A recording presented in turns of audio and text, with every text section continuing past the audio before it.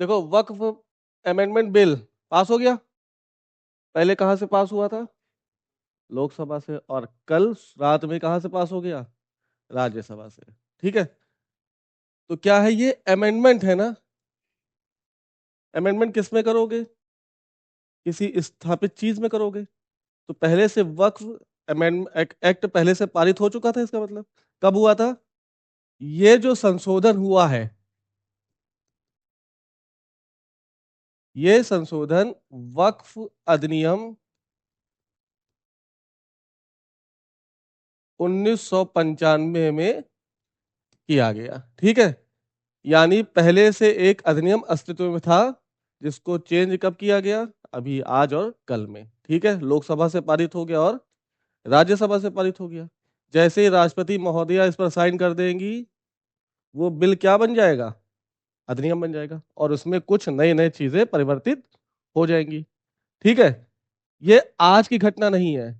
पहली बार इसको इसमें संशोधन करने के लिए अगस्त 2024 में यह बिल लाया गया। कहां पर? लोकसभा में। लेकिन किन्हीं कारणों से उस समय वो पास नहीं हो पाया। ठीक है। सरकार ने इस अधिनियम में लगभग 40 से ज्यादा बदलाव की बात की है। किससे? 40 से ज्यादा। और जब संशोधन हुआ तो लगभग लगभग 14 चीजों को स्वीकार कर लिया गया। हाँ या ना? वक्फ का संबंध किससे है? सामान्यतः मुस्लिमों से। अगर ये वक्फ जो बिल है, या जो वक्फ बोर्ड है, बोर्ड करता ना कम, ये सब, अगर ये इतना ही अच्छा होता, तो मुस्लिम का एक बहुत बड़ा वर्ग इसका विरोध क्यों कर रहा है? विरोध करने के पीछे के क्या कारण है?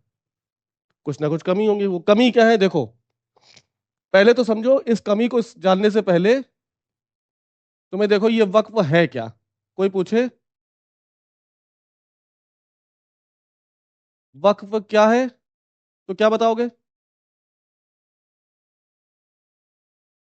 सामान्यतः मुस्लिम समुदाय के लिए वक्फ का मतलब है कि यदि कोई व्यक्ति जिसका कोई उत्तराधिकारी नहीं है, वो अपनी जमीन इस बोर्ड को दान में, किस बोर्ड को? वक्फ बोर्ड को दान में दे दे, और कहे कि आप उसमें स्कूल बनवा लीजिए, अस्पताल बनवा लीजिए, या मस्जिद बनवा लीजिए, या कब्रिस्तान बनवा लीजिए। तो वक्फ का मतलब क्या है? धर्मार्थ कार्यों के लिए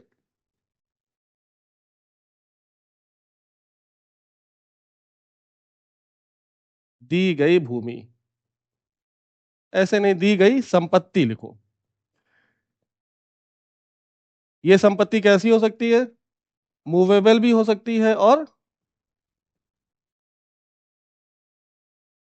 इमूवेबल भी हो सकती है। हाँ या ना?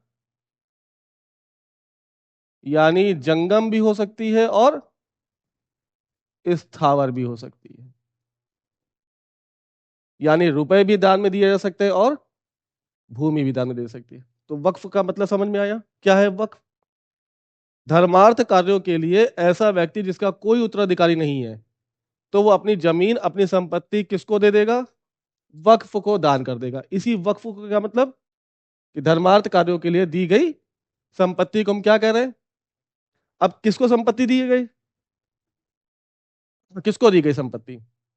तो इस संपत्ति का रख रखाव करने के लिए क्या होगा? एक बोर्ड होगा, जिसे हम किस नाम से जानते हैं?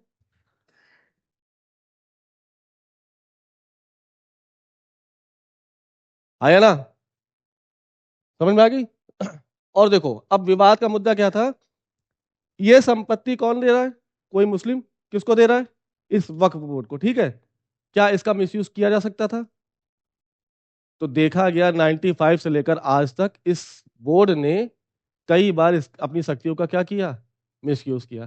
कोई व्यक्ति नहीं देना चाह रहा है उत्तराधिकार के रूप में जमीन, फिर भी उसकी ले ली गई और कहाँ डाल दी गई? और वक्फ बोर्ड में जमीन डालने के बाद इसका अंतिम निर्णय कौन करेगा?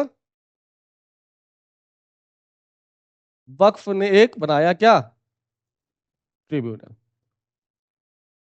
यानी वक्फ ने अगर जमीन आपकी हड़प ली, इसने अपना, वक्फ बोर्ड ने काफी मनमाना किया है 1995 से लेकर आज तक। इस मनमानेपन को रोकने के लिए क्या जरूरी था? अमेंडमेंट जो सरकार लाई, नो डाउट अच्छा बिल है। अच्छे संशोधन है। देखो भी क्या है, जमीन किसके पास? वक्फ बोर्ड के पास। वक्फ बोर्ड के पास जो जमीन गई है, वो अगर कोई विवाद हो जाए, मान लो तुम्हारी जमीन कहाँ चली गई? वक्फ के पास। और विवाद हो जाए कि तुम कह रहे हो कि नहीं, ये जमीन हमने अपनी मर्जी से नहीं दी गई, बल्कि क्या हुआ, जबरन मेरी जमीन छीन ली गई, विवाद हुआ। इस विवाद का निपटारा कौन करेगा? वक्फ ट्रिब्यूनल। और इसके द्वारा दिया गया निर्णय क्या होगा? अंतिम होगा और मान्य होगा। जैसे ही ये क्लॉज आया कि वक्फ ट्रिब्यूनल द्वारा दिया गया निर्णय अंतिम होगा और मान्य होगा, यानी इसके खिलाफ अब तुम कहां जाओगे? कहीं नहीं। मामला क्या हो गया? खत्म। यानी वक्फ बोर्ड के ऊपर क्या कोर्ट की बाध्यता है? नहीं है। ये ठीक था। जबकि भारतीय संविधान क्या कह रहा है, अनुच्छेद 131 के अनुसार, कि सुप्रीम कोर्ट भारत का अंतिम अपीली न्यायालय होगा। क्या यहां के मामले में अंतिम अपीली न्यायालय है? आप इसके खिलाफ कहीं निर्णय दे सकते हैं, सॉरी, कहीं आप अपील कर सकते हैं? यानी इसने अपनी शक्तियों का मिसयूज किया कि नहीं किया? और ये देखा गया 1995 से लेकर आज तक इनके पास कितनी संपत्ति है। पूरे भारत में ये तीसरे नंबर पे आते हैं। सबसे ज्यादा संपत्ति रेलवे के पास पहले नंबर पे, दूसरे नंबर की संपत्ति डिफेंस के पास, और तीसरे नंबर की संपत्ति, एक वो आंकड़ा आंकड़ा निकाला गया और कहा गया 1,20,000 करोड़ की संपत्ति है किसके पास? समझ में आया ये कहां से आ गई संपत्ति इतनी? क्या वास्तव में उत्तराधिकार नहीं होने के बाद लोगों ने अपनी जमीन दी? कुछ तो दिया होगा, नो डाउट, कुछ मुस्लिमों ने दिया होगा कि मेरा कोई उत्तराधिकार नहीं रहा, इस जमीन का हम क्या करेंगे, तो बोर्ड आप ले लीजिए और आप इस पे क्या बनवा लीजिए, मस्जिद बनवा लीजिए, या कब्रिस्तान बनवा लीजिए, या मदरसा बनवा लीजिए, या हॉस्पिटल बनवा लीजिए। लेकिन इनमें से कई लोग ऐसे होंगे जो इसके मनमानेपन से दुखी होंगे कि नहीं होंगे, जो विरोध कर रहे थे। यानी उनकी जमीन आपने क्या कर ली? जबरन हड़पी है। ये मामला सही था गलत था? इसको रोकने के लिए क्या लाया गया? 40 कितने लाए गए थे? 40 प्रस्तावों को इसमें रखा गया, 40 चेंज करने थे, लेकिन सरकार ने कितने माने? और इनमें से 5 जो महत्वपूर्ण बदलाव हैं वही आपको समझने हैं, और ये चीज समझ में आ जाएगी। समझ में आया? पहला देखो बदलाव क्या क्या हुए।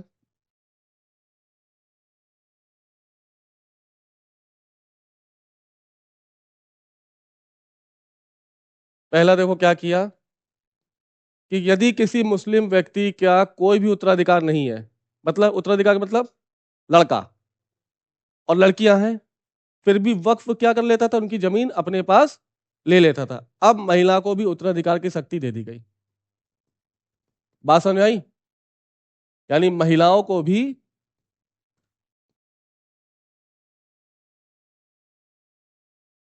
उत्तराधिकार प्रदान करने की बात की गई। किसमें? वक्फ अमेंडमेंट बिल 2024 में। पहली सर बदलाव समझ में आया? यानी अगर किसी मुस्लिम, हाँ हाँ हाँ, 24 माना जाएगा, हुआ 25 में लेकिन वो माना 24 जाएगा। समझ में आई बात? यानी अगर किसी मुस्लिम की कोई पुत्र नहीं है और पुत्री है, तो उस जमीन पर मालिकाना हक किसका होगा? उस पुत्री का माना जाएगा। वक्फ वो जमीन अपने अंडर नहीं ले पाएगा। दूसरा बदलाव देखो,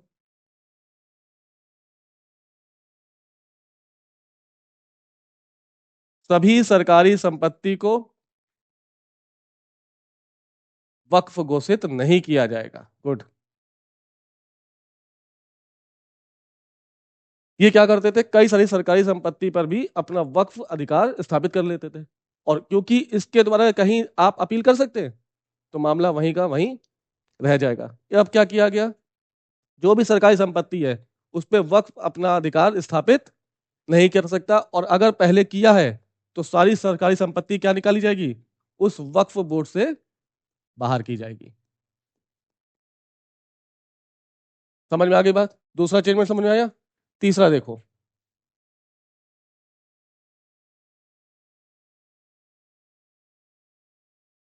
संपत्ति पर मालिकाना हक किसका है?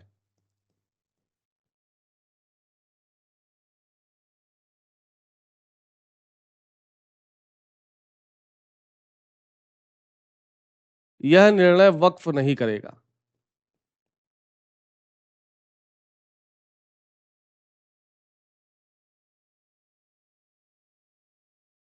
कौन करेगा? उस जिले का डीएम। अंतिम हक किसका है उस संपत्ति पर? इसके पहले, इस बिल से पहले कौन करता था? वक्फ ने कह दिया तो कह दिया, वो जमीन वक्फ बोर्ड की हो गई तो हो गई। लेकिन अब इसका मालिकाना हक किसका उस संपत्ति पर? इसका अंतिम निर्णय कौन करेगा? उस जिले का डीएम। बदलाव ठीक है। चौथा देखो, एक वक्फ परिषद का गठन किया जाएगा। किसका? एक वक्फ काउंसिल बनेगी, जो कितने सदस्यों से मिलकर बनेगी? इसमें कहा गया कि 22 सदस्य होंगे, ठीक है। और इन 22 सदस्यों में से एक गैर मुस्लिम सदस्य का होना अनिवार्य है। कितना?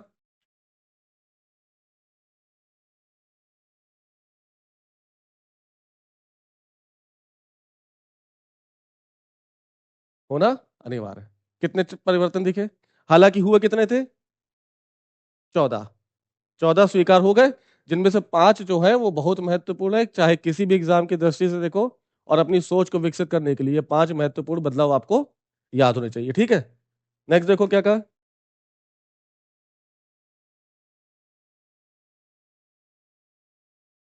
वक्फ ट्रिब्यूनल द्वारा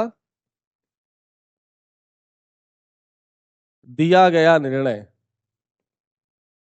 क्या नहीं होगा? अंतिम नहीं होगा। इस निर्णय के खिलाफ आप कहां चले जाएंगे?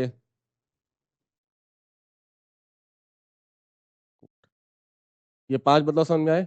इससे क्या किया गया? इससे वक्फ बोर्ड पर जो मनमानापन लग रहा था, जो मनमानापन आरोपित कर रहे थे, उस पर क्या किया गया?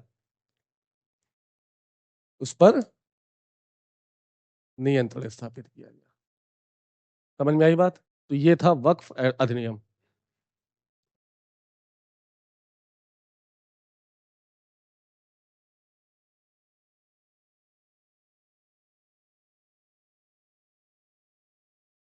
हम्म। हम्म। तो वही तो, ये मनमानेपन पर रोकने का, नियंत्रण करने का वो है ना टूल्स। ये चेंजमेंट क्यों किए गए?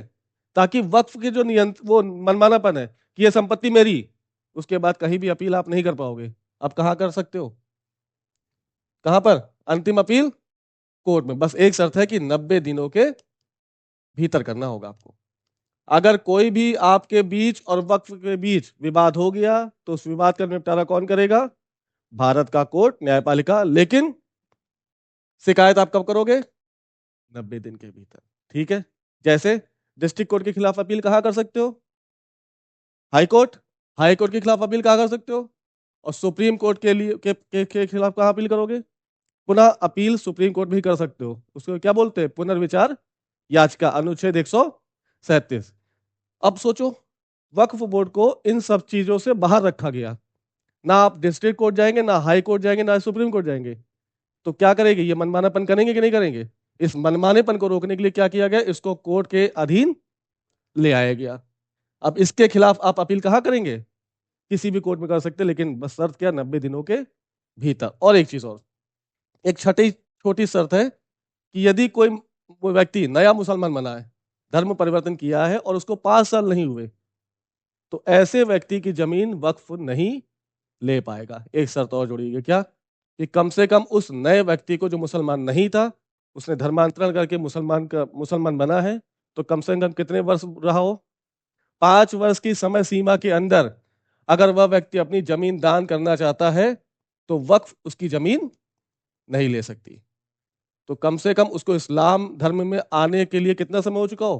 5 वर्ष से ज्यादा। समझ में आ गई बात? क्यों? ये छोटा मोटा मुद्दा नहीं था। कितनी संपत्ति है भारत की? 1 लाख करोड़ से ऊपर संपत्ति किसके पास है? जिसमें से सरकारी संपत्ति भी उसका हिस्सा है। अब वो जो सरकारी संपत्ति है, उसको बाहर निकालने का प्रावधान शुरू कर दिया गया। समझ में आ गई बात? अब इसका जो इंटरप्रिटेशन होगा, वो अलग अलग पार्टियां निकालते रहें। कोई इसको अच्छा कहेगा, कोई इसको बुरा कहेगा। आपका उद्देश्य क्या है? आपका उद्देश्य क्वेश्चन को सॉल्व करना है, चाहे वो यूपीएससी हो, चाहे यूपीपीएससी। अगर क्वेश्चन आए तो आप निष्पक्ष होकर अपना आंसर लिखें, ना ही बीजेपी की तरफ झुके, ना ही कांग्रेस की तरफ झुके। वो उनका काम है, रहने दो। तुम्हें क्या बनना है? तुम्हें स्थायी कार्यपालिका का सदस्य बनना ना, तो बस वही काम करना, निष्पक्ष होकर, न्यूट्रल होकर इन मुद्दों पर चर्चा करो। अच्छा है, बुरा है, ये पार्टियां देखें। आप पार्टी नहीं है, आप बीजेपी नहीं, आप कांग्रेस नहीं है। समझ में आ गई बात? ये मुद्दे याद रखना, ठीक है? हाँ,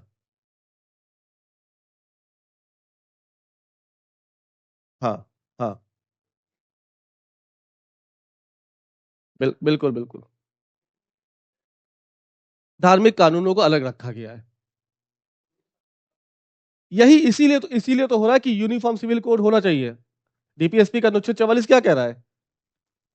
यूनिफॉर्म सिविल कोड, समान नागरिक संहिता, उत्तराखंड के अलावा और कहाँ लागू है? अभी उत्तराखंड ने लागू किया है कि चाहे हिंदू हो, चाहे मुस्लिम हो, चाहे सिख हो, चाहे ईसाई हो, आप विधि के शासन के अंतर्गत ही काम करेंगे। भारत में विधि का शासन है, तो जब विधि का शासन है तो ये वक्फ बोर्ड वाली इतनी मनमानापन क्यों कर रहे थे? दायरे में आओ, और इस अधिनियम के तहत, बिल के तहत दायरे में ले आए गए। हाँ, ठीक है, कोई बात नहीं थी, लेकिन इसका मिसयूज हुआ है ना। हाँ, अलग से, अलग से। अब मानेंगे ना, अब मानेंगे। देखो, मुस्लिमों का जो कानून है शरीयत के अनुसार चलता है, ठीक है, इस वजह से उनको अलग रखा गया है। अब लेकिन ये जो है इसका मनमानेपन को रोकने के लिए, इस पर रेगुलेशन और कंट्रोल करने के लिए क्या किया गया? ये बिल पास किया गया।